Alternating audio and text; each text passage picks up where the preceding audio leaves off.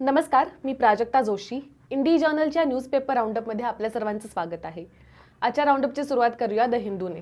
केरळमध्ये कालपासून जोरदार पाऊस सुरू आहे. बंगालच्या उपसागरात जो कमी दाबाचा पट्टा तयार झाला होता त्याच्यामुळे जोरदार पाऊस केरळमध्ये कालपासून सुरू झाला होता. ह्याच्यामध्ये काही ठिकाणी पूर परिस्थिती निर्माण झाली तर बऱ्याचशा ठिकाणी लँडस्लाईड सुद्धा झाले, म्हणजे भूस्खलन सुद्धा झालं आणि त्याच्यामध्ये ॲटलिस्ट 27 जणांचा कालपर्यंत मृत्यू झाला होता. त्याची बातमी आज द हिंदूच्या पान 1 वरची मुख्य बातमी आहे. बऱ्याच NDRFच्या टीम्स ज्या आहेत त्या सध्या केरळमध्ये डिप्लॉय करण्यात आलेल्या आहे आणि लोकांच्या रेस्क्यूचं काम, लोकांचं स्थलांतर करण्याचं काम किंवा जे लोक डेब्रिखाली अडकले असतील किंवा ज्यांचा ह्याच्याखाली मृत्यू झाला असेल त्यांना सर्वांना सोडवण्याचं काम सध्या जोरात केरळमध्ये चालू आहे. जम्मू आणि काश्मीरमध्ये स्थलांतरित लोकांच्या हत्या होण्याचं जे सत्र आहे ते अजूनही चालूच आहे आणि ह्याच्यामध्ये परत एकदा स्थलांतर झालेल्या 2 कामगारांची हत्या करण्यात आलेली आहे. आतंकवाद्यांकडून ही हत्या करण्यात आली गेली असल्याचं पोलिसांनी सांगितलेलं आहे.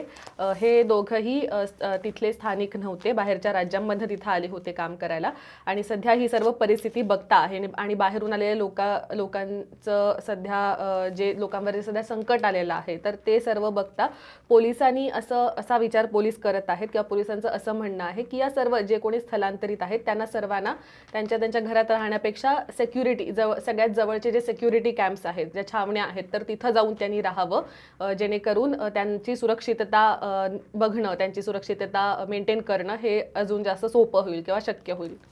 विकास धूत यांनी आज दिल्लीवरून एक इंटरेस्टिंग रिपोर्ट केला आहे द हिंदूच्या पान 1च्या अँकरसाठी. ह्याच्यानुसार मालदीव हे जे बेट राष्ट्र आहे, भारताच्या जवळच आहे, तर या देशामध्ये ह्या देशाचा प्रमुख इन्कम स्रोत जो आहे तो टुरिझम आहे. मोठ्या प्रमाणात तिथं पर्यटन चालतं आणि या पर्यटनातून मेजरली ह्या देशाचं सर्व रेव्हेन्यू, ह्या देशाचं सर्व उत्पन्न होतं. मात्र गेल्या वर्षीपासून आपल्याला माहितीच आहे की जगभरातच पर्यटन जे आहे ते त्याला कुठेतरी खंड मिळालेला आहे. त्याच्यामध्ये एकतर ट्रॅव्हल रेस्ट्रिक्शन्स आहेत कोविडमुळे, बाकी जे सर्व निर्बंध आहेत त्याच्यामुळे ट्रॅव्हल करणं लोकांनी स्वतः सुद्धा कमी केलेलं आहे. प्लस बऱ्याचदा देश सुद्धा लॉकडाऊनमध्ये जातात तर त्यामुळे सुद्धा हे कमी होतं. या सर्वांमुळे गेल्या वर्षी टुरिझम आणि त्याचप्रमाणे देशाचं इन्कम सुद्धा बऱ्याच प्रमाणात कमी झालं होतं. मात्र यावर्षी तिथलं पर्यटन जे आहे त्याला परत एकदा चालना मिळालेली आहे आणि त्याच्यात मुख्य शेअर जो आहे तो भारतातून जाणाऱ्या पर्यटकांचा असल्याचं ह्या आजच्या अँकर स्टोरीमध्ये म्हटलेलं आहे. स्पेशली भारत आणि रशिया या 2 देशांमधनं तिथं जे टुरिस्ट जात आहेत त्याच्यामुळे त्या देशाचं जे उत्पन्न आहे, त्या देशाचं जे इन्कम आहे ते मोठ्या प्रमाणात सुधारताना दिसत आहे. ह्याच्या उलट चीनमधून सुद्धा तिथं मोठ्या प्रमाणात पूर्वी पर्यटक जायचे, मात्र गेल्या वर्षीपासून जे प्रमाण कमी झालेलं आहे ते अजूनपर्यंत सुधारलं नसल्याचं या बातमीमध्ये पुढे म्हटलेलं आहे. केरळमध्ये सध्या जी परिस्थिती निर्माण झालेली आहे तर त्याला उद्देशून पंतप्रधान नरेंद्र मोदी यांनी केरळचे मुख्यमंत्री पिनराई विजयन यांना कॉल करून त्यांना मदत लागेल तो सपोर्ट ऑफर केला असल्याची बातमी आज द हिंदूने छापलेली आहे. काही दिवसांपूर्वीच आपण बघितलं होते की ग्लोबल हंगर इंडेक्स म्हणजेच जागतिक भूक निर्देशांक जाहीर झाले होते, ज्याच्यामध्ये 116 देश जिथे सर्वे करण्यात आला होता त्याच्यापैकी भारताचा क्रमांक तब्बल 101वा लागला होता. गेल्या वर्षी हा क्रमांक 94वा होता आणि भारताची मोठ्या प्रमाणात घसरण झालेली दिसून येत होती आणि ह्याच्यावरनं बऱ्याच प्रमाणात टीका करण्यात आली. काही ठिकाणी आपण डिफेंड करताना बघितलं आणि ह्याच्यावर बऱ्याचशा चर्चा ज्या सगळ्या सुरू आहेत. तर त्या पार्श्वभूमीवर आज 2 प्रोफेसर्स सनी जोजे आणि MD झकारिया सिद्दीकी यांनी दोघांनी मिळून एक आर्टिकल लिहिलेला आहे की हा जो इंडेक्स आहे, हा जो निर्देशांक आहे त्याला समजून आपण कसं त्याच्याकडे आपण कशा प्रकारे बघितलं पाहिजे, त्याला कसं समजून घेतलं पाहिजे हे कुठेतरी एक्सप्लेन करणारा हा आजचा लेख आहे. ज्याच्यामध्ये त्यांनी असं म्हटलंय की हा जो इंडेक्स असतो तर त्याच्यामध्ये 4 पॅरामीटर्स असतात, 4 वेगवेगळे क्रायटेरिया असतात ज्याच्यावरनं जज केलं जातं, ज्याच्यावरनं हा निर्देशांक आहे तो ह्या 4 वेगवेगळ्या पॅरामीटर्स मधल्या स्कोर्सवरून ठरवला जातो. तर असं नाही की भारताने प्रत्येकच पॅरामीटरमध्ये वाईट स्कोर केलेला आहे किंवा प्रत्येक पॅरामीटरमधलं परफॉर्मन्स जे आहे तर ते वेगळं आहे आणि त्यामुळे नुसता हा जो सध्या जो क्रमांक आलेला आहे भारताचा तर तो वाईट आहे ह्याच्यावर टीका करण्यापेक्षा हे जे वेगवेगळे जे पॅरामीटर्स आहेत तर ते स्टडी करून आणि त्याच्यामध्ये प्रत्येक पॅरामीटरमध्ये भारताने कसं परफॉर्म केलेलं आहे याचा विचार करून धोरणं जी आहेत तर ती ठरवावी लागेल असं या लेखामधून त्यांनी सांगितलेलं आहे. हा झाला आजचा द हिंदू. यापुढचा पेपर आहे सकाळ. गाव पातळीवर छोट्या कारणावरून निर्माण होणारे जे तंटे असतात, जी भांडणं असतात, तर त्याचं पर्यावसान मोठ्या तंट्यात होऊ नये म्हणून लोकसहभागातून महात्मा गांधी तंटामुक्त गाव मोहीम राबवली जाते. आपल्याला माहितीच आहे, अनेक वर्षांपासून ही मोहीम राबवली जाते. सध्या यशदा ही जी संस्था आहे पुण्यातली, तर त्या संस्थेने केलेल्या शिफारशीमुळे या मोहिमेमध्ये अजून आमूलाग्र बदल करण्यात येणार असल्याची बातमी आज सिद्धेश्वर डुकरे यांनी मुंबईवरनं दिलेली आहे. आतापर्यंत या योजनेत राज्यातली 80% गावं सहभागी झालेली आहेत आणि याच्या पुढे म्हणजे आता सध्या ही जी काही मोहीम आहे, तर त्याच्या अंतर्गत जी गावं जिंकतात ह्याच्यामध्ये, की जी गावं सक्सेसफुल ठरतात किंवा ज्या गावांचे पहिले क्रमांक लागतात, तर त्यांना बक्षीस दिलं जातं, बक्षीस रक्कम दिली जाते. तर यापुढे ही योजना राबवताना बक्षिसांचं वाटप करण्याऐवजी अनुदान देण्यात येणार आहे. या योजनेत बरेच बदल सुचवलेल्या शिफारशींची नस्ती मुख्यमंत्री कार्यालयात मान्यतेसाठी सादर करण्यात आलेली आहेत. तर ह्यातल्या काही ठळक शिफारशींपैकी एक आहे की या योजनेचं नाव बदला. दुसरी आहे की गावांचं पत्रकारांचे पुरस्कार जे आहेत तर ते बंद करा. गावांना प्रत्येक टप्प्यावर म्हणजे वेगवेगळ्या टप्प्याटप्प्यांवर त्याऐवजी अनुदान द्या. ग्रामविकास विभागाकडे ही योजना वळवा. योजनेला वैधानिक कक्षेत आणा. तर अशा प्रकारे वेगवेगळे अनेक शिफारशी ज्या आहेत त्या सादर सध्या करण्यात आलेल्या आहेत. महावितरण सध्या आर्थिक संकटात आहे आणि त्यामुळे वीज हानी कमी करण्यासाठी वीज चोरी विरुद्ध ऑगस्टपासून पुणे प्रादेशिक विभागात एक विशेष मोहीम सुरू करण्यात आली होती. या मोहिमेत पुणे, कोल्हापूर, सोलापूर, सांगली आणि सातारा या जिल्ह्यांमध्ये 1418 ठिकाणी कारवाई करत 1,28,00,000 रुपयांचा अनाधिकृत वीज वापर सुरू असल्याचं उघडकीस आलेलं आहे. एक दिवसीय विशेष मोहिमेत 4,983 ठिकाणी 5,64,32,000 रुपयांची वीज चोरी आणि अनाधिकृत वापर उघडकीस आला आहे. कोविडमधून रिकव्हर होणाऱ्या रुग्णांमध्ये आपण मोठ्या प्रमाणात म्युकॉरमायकॉसिस म्हणजे ज्याला बुरशीजन्य एक आजार आहे, तो काळी बुरशी असं पण म्हटलं जातं ह्याला. तर हा आजार मोठ्या प्रमाणात होताना आपण बघितला होता. स्पेशली सेकंड वेव्हच्या दरम्यान आपण मोठ्या प्रमाणात पुण्यात सुद्धा म्युकॉरमायकॉसिसचे पेशंट्स वाढताना बघितले होते. त्याबद्दलची एक सविस्तर बातमी आज सकाळने केलेली आहे, ज्याच्यामध्ये एका रिसर्चबद्दलची इनफॅक्ट ही माहिती आहे.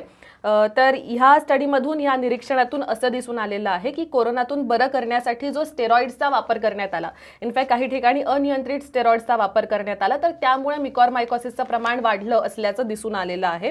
राज्यभरात एप्रिल ते 10 ऑक्टोबरपर्यंत 10,266 रुग्णांना म्युकॉरमायकॉसिसचं निदान झालं. त्यापैकी रुबी हॉल क्लिनिकमध्ये उपचार केलेल्या म्युकॉरमायकॉसिसच्या 84 रुग्णांचं विश्लेषण क्युरियस जर्नल ऑफ मेडिकल सायन्समध्ये प्रसिद्ध करण्यात आलेलं आहे. आपल्याला माहितीच आहे की कोरोनाबाधित रुग्णांवर निश्चित अशी काही उपचार पद्धती नाहीये, ट्रायल अँड एररवरच बऱ्याचशा गोष्टी चालत असतात.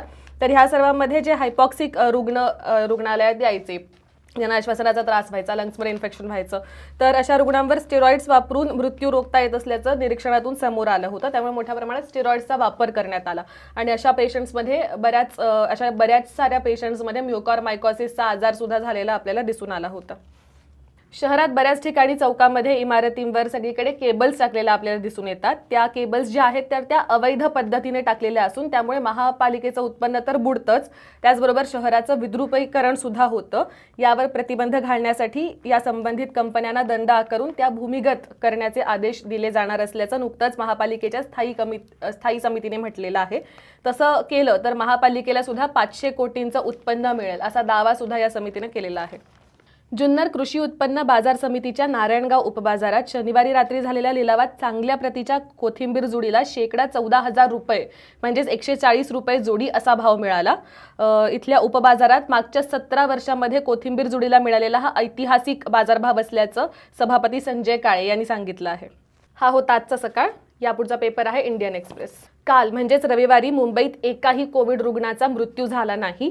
2020च्या मार्च महिन्यापासून जेव्हापासून मोठ्या प्रमाणात कोविडचे रुग्ण सापडू लागले मुंबईमध्ये, तर तेव्हापासून आतापर्यंत पहिल्यांदा असं झालेलं आहे की एखाद्या दिवशी कोविडमुळे एखाद्या रुग्णाचा मृत्यू झालेला नाहीये. सध्या आपण बघतोय की मोठ्या प्रमाणात केसेस ज्या आहेत त्या कमी होताना दिसतात आपल्याला सगळीकडे. जो दर आहे संसर्गाचा तो सुद्धा कमी होताना दिसतोय. या सर्व पार्श्वभूमीवर हा एक महत्त्वाचा माइलस्टोन आहे. मुंबईवरून आज मोहम्मद थावर आणि सदाफ मोडक यांनी एक इंटरेस्टिंग बातमी केलेली आहे. साधारण वर्षभरापूर्वी आपल्याला माहिती आहे की सुशांत सिंग राजपूत या ॲक्टरचा जेव्हा मृत्यू झाला सुसाईडने, तेव्हा त्याच्यानंतर मोठ्या प्रमाणात जे ड्रग्स रिलेटेड चर्चा आणि अटका आणि चौकशा सुरू झाल्या. तर त्यावेळेस रिया चक्रवर्ती ही मृत्यूच्या आधी सुशांत सिंग राजपूत याची गर्लफ्रेंड होती. तर अभिनेत्री रिया चक्रवर्ती हिला अरेस्ट करण्यात आली होती ड्रग्स असल्याच्या आरोपाखाली, ड्रग्स यूज करत असल्याच्या आरोपाखाली. साधारण एक वर्षभरानंतर आपण बघतोय की नुकतंच मुंबईजवळ एक क्रूजवर जे ऑपरेशन झालं, जी ड्रग रेड झाली, तर त्याच्यामध्ये शाहरुख खानचा मुलगा आर्यन खान याला अटक करण्यात आलेली आहे. सध्या तो अटकेत आहे आणि त्याबद्दलची आपण जोरदार चर्चा बघतोय. तर आज ही जी इंडियन एक्सप्रेसच्या पानेकच्या अँकरला बातमी आलेली आहे, त्यामध्ये या पत्रकारांनी म्हटलेलं आहे की या दोन्ही केसेसमध्ये एक खूप महत्त्वाची सिमिलॅरिटी आहे. या दोन्ही केसेसमध्ये नार्कोटिक्स कंट्रोल ब्युरो म्हणजे NCB जी आहे, तर NCBला ठोस असा पुरावा मिळाला नव्हता. रिया चक्रवर्तीच्या जवळ सुद्धा ड्रग्स मिळाले नव्हते आणि आर्यन खान जवळून सुद्धा ड्रग्स सीज करण्यात आलेले नाहीये. या दोघांना अरेस्ट करण्यामधला महत्त्वाचा पुरावा जो होता तो फक्त व्हॉट्सॲप चॅट्स, मेनली डिलीट केलेले व्हॉट्सॲप चॅट्स हाच असल्याचं दिसून आलेलं आहे. त्यांनी असं म्हटलेलं आहे की ह्या दोन्ही केसेसमध्ये NCBने आधी सस्पेक्ट जे लोक होते, जे त्यांना सस्पेक्ट वाटत होते, तर त्यांना आधी अरेस्ट डिटेन केलं, त्यांचे फोन सीज केले, त्यांचा फोनचा डेटा चेक केला आणि त्याच्यानंतर व्हॉट्सॲप टेक्स्टच्या आधारे त्यांनी अरेस्ट करून ठेवलं आणि दोघांजवळही ड्रग्स हे सापडले नव्हते. हा एक महत्त्वाचा मुद्दा जो आहे तो या बातमीमध्ये अधोरेखित करण्यात आलेला आहे. सेव्ह साबरमती आश्रम संदेश यात्रा असा एक मोर्चा नुकताच सेवाग्राम, महाराष्ट्रातल्या सेवाग्रामवरून निघालेला आहे साबरमतीला जायला, गुजरातमधल्या साबरमती इथे जायला. आपल्याला माहिती आहे की नुकतंच गुजरात सरकारनं साबरमतीमध्ये जो महात्मा गांधींचा आश्रम आहे, तर त्या आश्रमाला रिवॅम्प करायचं त्यांनी ठरवलेलं आहे. तो जो आश्रम आहे त्याचं सुशोभीकरण करून अजून चांगल्या पद्धतीने डेव्हलप करून एक टुरिस्ट स्पॉट म्हणून तो डेव्हलप करायचा त्यांचा विचार आहे. तर ह्याला बऱ्याच ठिकाणावरनं विरोध होताना आपण बघतोच आहोत आणि इनफॅक्ट आपण बघतो की बऱ्याचशा ठिकाणी अशी जी ऐतिहासिक स्थळं आहेत त्यांना रिवॅम्प केल्यानंतर तिथं जे झालेलं आपण बघतो. तर मला वाटतंय त्या पार्श्वभूमीवरच हा विरोध इथं सुद्धा होत आहे की हा साबरमती आश्रम जो आहे तर एक ते आयकॉनिक जागा आहे आणि तिला टुरिझमच्या साठीच किंवा टुरिझमच्या दृष्टिकोनातून डेव्हलप करणं किती योग्य आहे असं अनेकांचं म्हणणं आहे. तर ह्याचसाठी हा जो मोर्चा आहे तो महाराष्ट्रातून साबरमतीला जायला निघालेला आहे. आज विवेक देशपांडे यांनी ह्याच्याबद्दलचं वार्तांकन केलंय. या पावसाळ्यामध्ये आपण महाराष्ट्रात बऱ्याचशा ठिकाणी दरडी कोसळल्याच्या घटना घडलेल्या बघितल्या, मोठ्या प्रमाणात पूर आलेले बघितले. या सर्व पार्श्वभूमीवर महाराष्ट्र सरकारने एक नवीन पॉलिसी ड्राफ्ट केलेली आहे की जे लोक असं पूर प्रवण क्षेत्रामध्ये किंवा दरड प्रवण क्षेत्रामध्ये राहतात तर त्यांचं स्थलांतर कसं करता येईल सो दॅट त्यांना अशा वेळेस त्यांची जीवितहानी होऊ नये. तर या सर्वासाठी त्यांनी एक पॉलिसी ड्राफ्ट केलेली आहे. मोस्टली ग्रामीण भागासाठीच हा ड्राफ्ट बनवण्यात आलेला आहे आणि अजूनपर्यंत सध्या खूपच अभ्यासाच्या लेवलला हा आहे आणि लवकरच त्याच्यावर काहीतरी ॲक्शन घेण्यात येण्याचं किंवा काहीतरी ठोस धोरण बनण्याची शक्यता आहे. आज विश्वास वाघमोडे यांनी मुंबईवरनं ही बातमी दिली आहे. आज न्यूयॉर्क टाइम्सची एक अतिशय इंटरेस्टिंग बातमी इंडियन एक्सप्रेसने त्यांच्या द वर्ल्ड या पानावर घेतलेली आहे. व्हेनेझुएलामधल्या एका रम बनवणाऱ्या व्यक्तीबद्दल, एका रम बनवणाऱ्या व्यावसायिकाबद्दलची ही बातमी आहे, जी इसाइन हेरेरा आणि एनाटोली कुर्मनेव यांनी दोघांनी मिळून लिहिलेली आहे. याच्यामध्ये त्यांनी असं म्हटले की रॉन सांता तेरेझा नावाचा एक व्यक्ती आहे व्हेनेझुएलामध्ये, जो रम बनवणारा व्यावसायिक आहे तो, आणि त्यानं त्याच्या व्यवसायामध्ये जे गँगस्टर्स आहेत, जे वेगळा पाथ शोधू इच्छितात, जे त्यांचं जे गुन्हेगारी क्षेत्रातलं त्यांचं जे आयुष्य आहे ते सोडून जे परत नॉर्मल आयुष्यात येऊ इच्छितात, तर त्यांच्यासाठी त्यानं दुसरा एक दरवाजा ओपन व्हावा ह्यासाठी त्याने त्याच्या स्वतःच्या व्यवसायात त्यांना स्थान दिलेलं आहे, त्याने कामावर रुजू केलेलं आहे. ह्याच्यामुळे हे जे गँगस्टर असतील किंवा हे गुन्हेगारी क्षेत्रातले व्यक्ती असतील त्यांना दुसरा चान्स मिळालेला तर आहेच, त्यांचं आयुष्य जे आहे ते सुकर झालेलंच आहे. त्याचबरोबर हा जो व्यक्ती आहे रम बनवणारा, तर त्याला सुद्धा फायदा झालेला आहे. काही वर्षांपूर्वी बँकरप्सीमध्ये असणारा तो आता त्यांनी एक नवीन प्रकारच्या एका वाईनचं म्हणजे एक विंटेज एक प्रकारची रम जी आहे, वाईन नाही रम जी आहे, तर त्याचं एक्सपोर्ट करायला, त्याची निर्यात करायला त्यांनी सुरुवात केलेली आहे या सर्वांच्या मदतीने. त्यामुळे ही अशी जी खूपच इंटरेस्टिंग आणि खूपच अगदी वाचण्याजोगी अशी ही बातमी आहे. इंडियन एक्सप्रेसच्या एक्सप्लेन्ड या पानावर टेलिंग नंबर्स या सदराच्या अंतर्गत आज अमिताभ सिन्हा यांनी एक अतिशय महत्त्वाचा लेख लिहिलेला आहे. साधारण 1-2 दिवसातच भारत 100 करोड कोविडच्या लशी देऊन पूर्ण करणार आहे आणि मला वाटतंय की खूपच कमी देशांनी हे जे आहे हा जो माइलस्टोन आहे तो अचीव केलेला आहे. भारत त्यापैकी एक होणार आहे. स्पेशली आपल्याकडची लोकसंख्या आपण बघितली तर ही अतिशय मोठी गोष्ट आहे आपल्यासाठी. तर ओव्हरऑल की कशा प्रकारे कोणत्या स्टेटनी कशा प्रकारे वॅक्सिनेशन दिलेलं आहे, कशा पद्धतीचं धोरण आपण अवलंबलेलं आहे, शहरी भागामध्ये ग्रामीण भागामध्ये कशा प्रकारे लसीकरण झालेलं आहे आणि या पुढं त्या लशी कशा देण्यात म्हणजे ह्या पुढचा आपल्यासाठीचा पल्ला काय गाठायचा आहे आपल्याला. म्हणजे भारत सरकारचा प्लॅन होता की या वर्ष अखेरपर्यंत सर्व जे अडल्ट एलिजिबल पॉप्युलेशन आहे लशींसाठी तर त्यांना सर्वांना पूर्णपणे वॅक्सिनेट करायचा म्हणजे 2 डोस द्यायचे हा प्लॅन होता. तसं करायचं असल्यास डिसेंबरपर्यंत अजून 90 करोड डोसेस द्यावे लागतील. हे जरी इतकं मोठ्या प्रमाणात करणं शक्य नसलं तरी आपण हे बऱ्यापैकी ह्या टार्गेटच्या जवळ जाऊ अशी सध्या शक्यता दिसत असल्याचं या लेखात म्हणण्यात आलेलं आहे. हा होता आजचा इंडियन एक्सप्रेस. यापुढच्या पेपर्सकडे वळण्याआधी मी तुम्हा सर्वांना एक अपील करू इच्छिते. आपल्याला माहितीच आहे की इंडी जर्नल हे एक रीडर फंडेड आणि इंडिपेंडेंट न्यूज पोर्टल आहे आणि आमचं काम असंच कंटिन्यू करत राहण्यासाठी आम्हाला तुम्हा सर्वांच्या सपोर्टची गरज आहे. आम्ही आमच्या वेबसाईटवर दररोज वेगवेगळ्या विषयांना हात घालणाऱ्या वेगवेगळ्या क्षेत्रातल्या बातम्या पब्लिश करत असतो. काही बातम्या इंग्लिश असतात, काही बातम्या मराठीमध्ये सुद्धा असतात, काही सविस्तर वृत्तांत असतात तर काही छोटे मोठे अपडेट्स असतात. आमच्या वेबसाईटला नक्की भेट द्या. इंडी जर्नल या नावाचं आमचं यूट्यूब चॅनल सुद्धा आहे ज्याच्यावर आम्ही वेगवेगळे एक्सप्लेनर्स, व्हिडिओ रिपोर्टाज हे वेळोवेळी अपलोड करत असतो. काही इंटरव्ह्यूज त्याच्यामध्ये असतात. नुकतंच आम्ही कोळसा टंचाई जी भारतामध्ये झालेली आहे, वीज टंचाई ज्याच्यामुळे निर्माण होण्याची शक्यता आहे, तर हे सर्व एक्सप्लेन करणारं की म्हणजे हे प्रकरण नक्की काय आहे आणि नक्की ह्याच्यावर तोडगा कसा निघू शकतो किंवा काय काय ह्याच्याबद्दल आपण समजून घेण्याची गरज आहे हे सांगणारा एक एक्सप्लेनर व्हिडिओ सुद्धा आम्ही अपलोड केलेला आहे. तो नक्की बघा. इंडी रेडिओ नावाचं आमचं एक ॲप सुद्धा आहे. या ॲपवर सुद्धा तुम्ही हा व्हिडिओ बघू शकाल. त्याचबरोबर त्याच्यावर बऱ्याच मोठ्या प्रमाणात ऑडिओ कंटेंट सुद्धा आहे. काही ऑडिओ स्पेसिफिक प्रोग्राम असतात, काही वेबसाईटवरचा कंटेंट ऑडिओ स्वरूपात असतो. ते ॲप जर तुम्हाला डाउनलोड करायचं असेल तर आत्ता तुम्ही या व्हिडिओचे डिस्क्रिप्शन बघितलं तर त्याच्यामध्ये तुम्हाला गुगल प्ले स्टोअरची लिंक दिसेल, तर त्यावर क्लिक करून आमचं हे ॲप नक्की डाउनलोड करा. आणि आता आपण वळूया महाराष्ट्र टाइम्सकडे. राज्यात काही वर्गांच्या शाळा ज्या आहेत त्या ऑलरेडी सुरू झालेल्या आहेत. आता दिवाळीनंतर 1ली ते 4थीचे वर्ग सुद्धा भरू शकतील एखाद वेळेस अशा प्रकारची शक्यता निर्माण झालेली आहे. त्याबद्दलच्या चर्चा सुरू झालेल्या आहेत आणि प्राथमिक शिक्षण विभाग सुद्धा याचा विचार करत असल्याचं आज मटाच्या पान 1 वरच्या मुख्य बातमीत म्हटलंय. आरोग्य भरतीचा गट क आणि गट ड प्रवर्गातील पदभरतीबद्दलचा जो गोंधळ आहे, त्या परीक्षांबद्दलचा गोंधळ जो आहे तो आपल्याला माहितीच आहे. इंडी जर्नलने सुद्धा याबद्दलची एक बातमी केली होती काही आठवड्यांपूर्वी. त्या ज्या परीक्षा आहेत त्या आता रिशेड्यूल करण्यात आल्या आहेत. मागे त्या होऊ शकल्या नव्हत्या कारण जी संस्था ह्या एक्झाम्स कंडक्ट करणार होती, ऑफलाईन एक्झाम्स तर त्या संस्थेमध्ये त्या संस्थेचा काहीतरी मिसमॅनेजमेंट झालं होतं, नियोजन त्यानं करण्यात आलं नव्हतं. तर आता पदभरतीसाठी अनेक उमेदवारांनी वेगवेगळ्या प्रवर्गांसाठी अर्ज केल्यामुळे त्यांना दुसऱ्या जिल्ह्यातील परीक्षा केंद्र मिळालंय. त्यामुळे उमेदवारांनी विचारपूर्वक प्रवर्गाची परीक्षा द्यावी असं आवाहन विभागानं केलेलं आहे आणि त्यामुळे परीक्षा शुल्क भरून सुद्धा अनेक उमेदवार हे परीक्षेला मुकणार असण्याची शक्यता निर्माण झालेली आहे. मटाने आजपासून एक नवीन मालिका सुरू केलेली आहे. अनास्थेचे दुखणे असं त्याचं ह्या मालिकेचं नाव आहे. तर यामध्ये पहिला जो रिपोर्ट आहे तो यामिनी सप्रे यांनी कुपोषण किंवा बालमृत्यूच्या संदर्भातला दिलेला आहे. आदिवासीमध्ये जे कुपोषणाचं किंवा बालमृत्यूंचं मोठं प्रमाण आहे तर बऱ्याचदा त्याचं खापर जे आहे ते आदिवासींच्या चालरीती, त्यांच्या भ्रामक कल्पना किंवा त्यांची जे डॉक्टरकडे जाण्याबद्दल त्यांना जे हेजिटन्सी असते तर ह्याचं खापर फोडलं जातं. मात्र आजच्या ह्या बातमीमध्ये एक्सपर्ट्सनी आणि ॲक्टिव्हिस्टने सुद्धा असं म्हटलेलं आहे की सरकारचं हे फेल्युअर आहे, हे सिस्टमचं फेल्युअर आहे की आज सुद्धा हे होत आहे.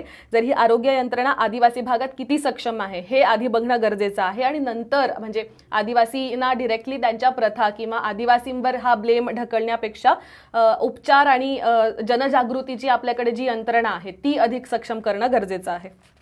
पुणे शहराला पाणी पुरवठा करणाऱ्या 4 प्रमुख धरणांपैकी पानशेत, वरसगाव आणि टेमघर ही धरणं 100% भरली आहे. तरी सुद्धा गेल्या वर्षीच्या तुलनेत यंदा 1/2 अब्ज घनफूट म्हणजे TMC पाणीसाठा कमी असल्याचं स्पष्ट झालेलं आहे. सध्या 4ही धरणांमध्ये 28.61 TMC पाणीसाठा आहे. आणि याबरोबरच आता आपण येऊयात आजच्या हेडलाईन ऑफ द डे कडे. आजची हेडलाईन ऑफ द डे आहे महापालिकेची शॉक ट्रीटमेंट. ही जी बातमी जी आहे ती अतिशय चिंताजनक आहे इनफॅक्ट पुण्यासाठी. मटा विशेष या सदराअंतर्गत महाराष्ट्र टाइम्सच्या पुणे प्लस या पुरवणीत ही आली आहे आणि प्रशांत अहेर यांनी ह्याच्याबद्दलचं रिपोर्टिंग केलेलं आहे.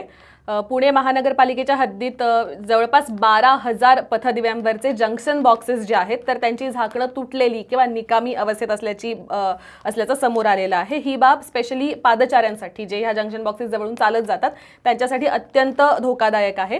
साधारण 2 वर्षांपूर्वीच वारजामध्ये अशाच एका पथदिव्यावरच्या जंक्शन बॉक्सला धक्का लागून एका शाळकरी मुलाचा शॉक लागून मृत्यू सुद्धा झाला होता.